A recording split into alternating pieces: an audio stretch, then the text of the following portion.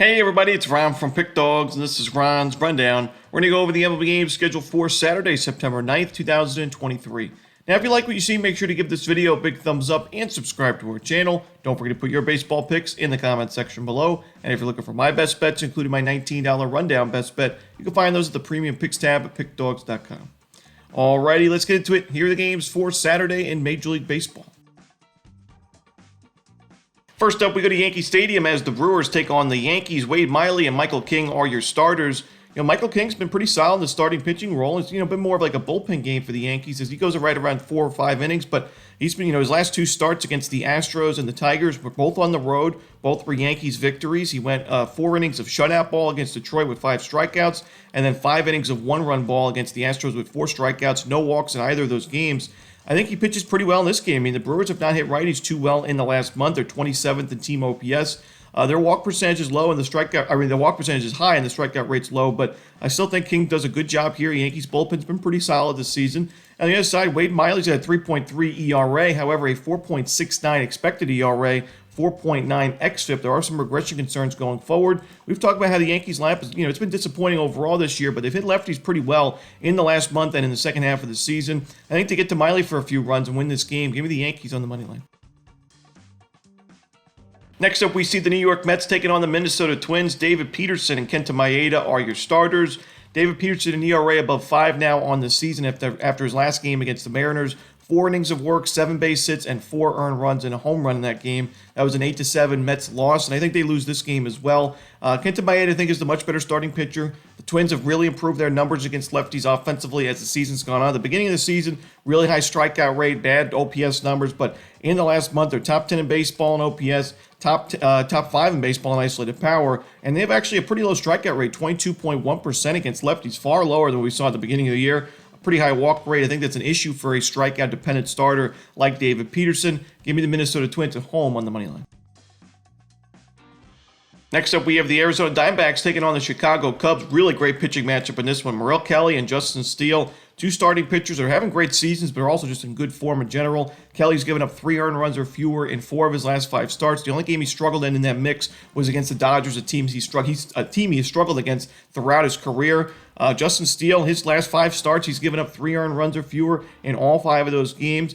To me, I think there's value with Arizona here, getting plus money on the money line. Arizona's improved their numbers quite a bit against lefties. They have a very low strikeout rate, which I think bodes well against Justin Steele. Their OPS numbers are improving. Their isolated power numbers starting to creep up a bit as well. Merrill Kelly's in such good form, and the Cubs' numbers against righties starting to dip a bit in the last couple of weeks or so. To me, in a game that looks to be very close, probably pretty low scoring, I think I'd rather just take the team getting plus money. So I'll lean towards the under, but I'd like the Arizona Diamondbacks at the plus money price on the money line. Next up, the Kansas City Royals taking on the Toronto Blue Jays. We're going to see Kevin Gausman and Zach Greinke as the projected starters. Zach Greinke's not pitched well on the road in his time with Kansas City. That was the case last year. It's definitely been the case this year with an ERA above 7 at 7.15. The Blue Jays very strong lineup, more so against lefties, but still, they should be able to get to Zach Greinke in this game for a few runs and then add a few on this Royals bullpen. But Kevin Gausman on the other side has actually not been in great form. He's not pitching deep into games. His last start against the Colorado Rockies was at Coors Field, so we'll give him a little bit of the benefit of the doubt there, but still only went 4 innings of work, 3 runs. Before that, against the Washington Nationals, not a great lineup against righties. 5 innings, 3 runs, 7 base hits in that game. The Royals have really improved their numbers offensively in the second half of the season, especially against righties. They make a lot of sharp contact. Their strikeout rate's pretty low. I think they do enough here to get to Gausman for a few runs and get us over this total. So give me the Blue Jays Royals over the number. Next up, we see the Los Angeles Dodgers taking on the Washington Nationals. Bobby Miller and Jake Irvin are your projected starters. Not my favorite game on the board. I don't see a ton of value in this one, but I'll lean towards the Dodgers and lay the 1.5 runs. I just think it's one of the tougher matchups Jake Irvin's had this season. Jake Irvin's pitched pretty well in the second half of the year, but like I said, it's a pretty weak strength of schedule, I would say, in the last 5 games or so. And the Dodgers, very good lineup against right-handed pitchers. I think they'll be able to get to him. Bobby Miller's given up at least 1 home run in each of his last 3 games, but the Dodgers are 4-1 in his last 5 starts with a lot of run line coverage to go with it. So I think they get another one here. Give me the Dodgers laying those 1.5 runs. Next up, we see Seattle and Tampa Bay. We're going to see Aaron Savale and Brian Wu as the projected starters. To me, this is a coin flip game. There's no surprise to see it as a coin flip kind of price on the money line. I'll lean towards the road team because we're getting a better price with them, and I think Brian Wu is better than his current ERA. The expected numbers would say that. And Aaron Savali, he's been solid. The Rays are 4-1 his last 5 starts. He's got a sub-3 ERA overall this season. Both of these teams hitting righties well in the last month. He had a little bit better numbers in the isolated power department. But I think Seattle's bullpen's slightly better, even though both these bullpens also really strong. 2 of the better bullpens in the American League this year. Should be a close game, entertaining game, but I'll lean towards Seattle. Probably a game I'd just rather watch, though. Next up, we see the Baltimore Orioles taking on the Boston Red Sox. Jack Flaherty and Chris Sale are the projected starters. Chris Sale, believe it or not, even though Fenway Park's a very hitter-friendly ballpark, Sale's been better at Fenway than on the road this season. On the road, just an ERA just below 5, and at home, an ERA below 4 in 36 1/3 innings with 50 strikeouts to go with it. Jack Flaherty not pitching well for Baltimore lately. The Orioles are 1-3 in his last 4 starts. He's given up at least 1 home run in each of those games, including 2 homers in his last start against Arizona. Not really pitching deep into ball games. He's gone less than 6 innings in those last 4 games. The strikeout numbers kind of been all over the place, but the control's also been pretty inconsistent. I think the Red Sox get to him. They've been a strong lineup against righties this year. Pretty low strikeout rate, decent walk rate as well. Give me the Boston Red Sox on the money line behind Chris Sale. Next up, we see the Miami Marlins taking on the Philadelphia Phillies. Johnny Cueto and Aaron Nola are your projected starters. Give me the over in this game. The Philadelphia Phillies have great numbers against righties in the last month. I think they get to Johnny Cueto, who has just not pitched well with Miami this season, an ERA above 5. Doesn't really pitch deep into ball games. He's had issues with the home run ball. 2 or more home runs in 4 of his last 5 starts. Not what you want to see from a guy who's considered a pitch-to-contact guy or a ground ball specialist. You don't want to be seeing 2 or more home runs in those 4 or 5 games. But Aaron Nola also 7 runs have given up in his last start against Milwaukee, a team we just talked about being struggling against righties, 27th in OPS in the last month against righties. Nola gives up 7 earned runs to them, and against the Marlins this season, he's faced them a couple of times. 11 2/3 innings for Nola, 17 base hits given up, 9 total runs, 8 of those were earned, and 4 home runs as well, giving him a 6.17 ERA against the Fish this season. Give me the over in Miami, Philadelphia. Next up, we see the Chicago White Sox taking on the Detroit Tigers. No official starter for Chicago right now, but I am seeing Michael Kopech on ESPN, so he could be the starter. Tarek Skubal for Detroit. I think the Tigers win this game like they did last week when these teams met at Guaranteed Rate Field. Skubal pitch. He struggled in the early, and I think it was the first inning. He gave up 2 runs in that game. He settled down nicely and went on to pitch 7 innings of 2-run ball with 7 strikeouts in that 3-2 Tigers win. Kopech was pulled really early in that start because his control was off again. He walked 5 more batters in only an inning and 2/3 innings, and it was honestly smart that the White Sox pulled him that early because their bullpen was able to keep them in that game, give them a chance to win. They lost it in the end, obviously, but I don't love Kopech in this spot against a Tigers team. It's improved against righties. I think they get to him again if he even pitches in this game. If it's a bullpen game, we know the White Sox bullpen hasn't been great this season, so give me Detroit on the money line and the run line in this one. Next up, we see the Oakland Athletics taking on the Texas Rangers. Kyle Muller and John Gray are your projected starters.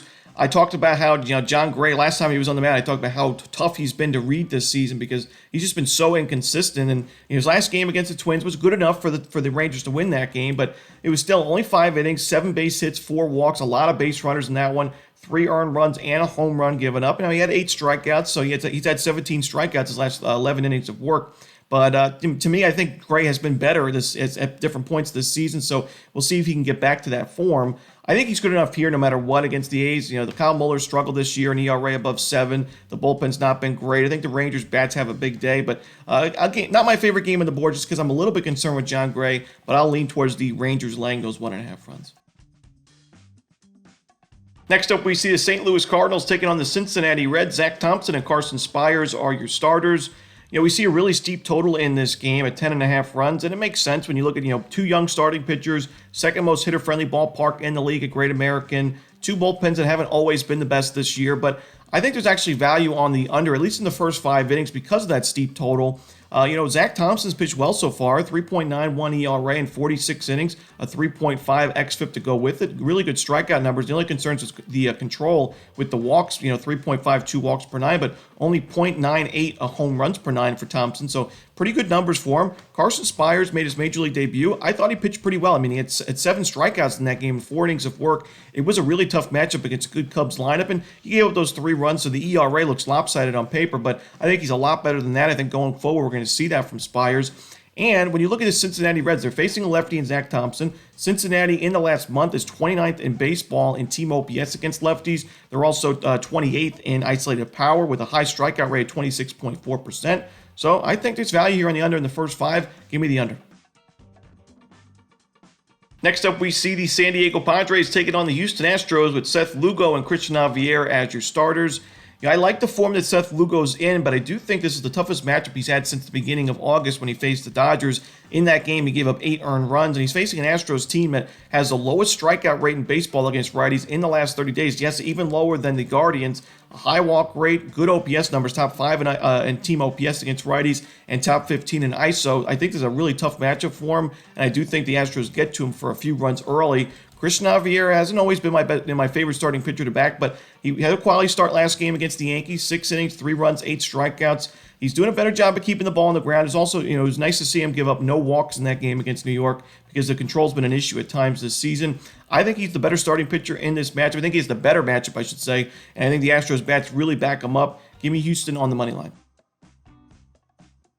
Next up, we see the Pittsburgh Pirates taking on the Atlanta Braves. We're going to see Thomas Hatch and Charlie Morton as your starters. A lean for me to the Braves here on the run line, but not my favorite game on the board. We've seen the Braves really kind of underwhelm in the run line favorite role in the last couple of weeks or so. I know in that St. Louis Cardinals series, they were really disappointing, but I still think they're the better team, and Charlie Morton's the better starting pitcher. The Braves lineup is one of the best, if not the best, in baseball. The bullpen's still strong. Morton, last game against the Dodgers, wasn't his best. He went 4 innings, but only gave up 2 runs. He wasn't the reason why the Braves lost that game, and he's been really solid for Atlanta in the last month or so. I mean, in the month of August, he had a 1.91 ERA. I'm going to take the Atlanta Braves and lay those 1.5 runs.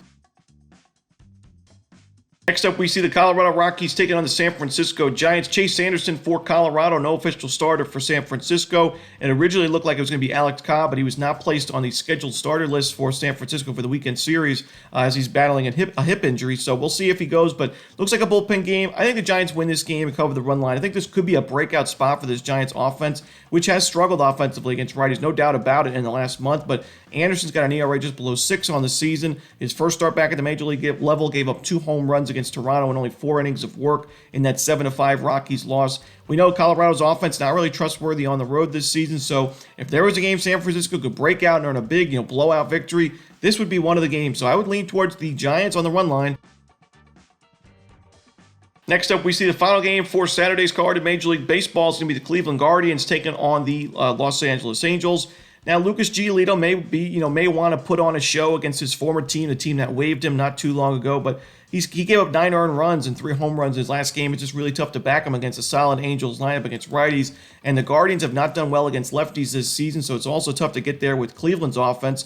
In the last month, they're 28th in baseball in isolated power against lefties, 28th in team OPS. Their strikeout rate is actually above 22%, which we don't see often for Cleveland, and their walk rate below 7%. So give me the Angels in this game on the money line at home. You can take them in the first 5 innings if you don't love the bullpen, but I think the Angels get the full game win as well. And that's it. Those are the games for Saturday in baseball. Hope you enjoyed this video. If you did, don't forget to hit that like button and subscribe. And don't forget to put your baseball picks in the comment section below. Again, if you're looking for my best bets, you can find those at Pick Dawgz Premium. As always, this is Ron Romanelli. Good luck.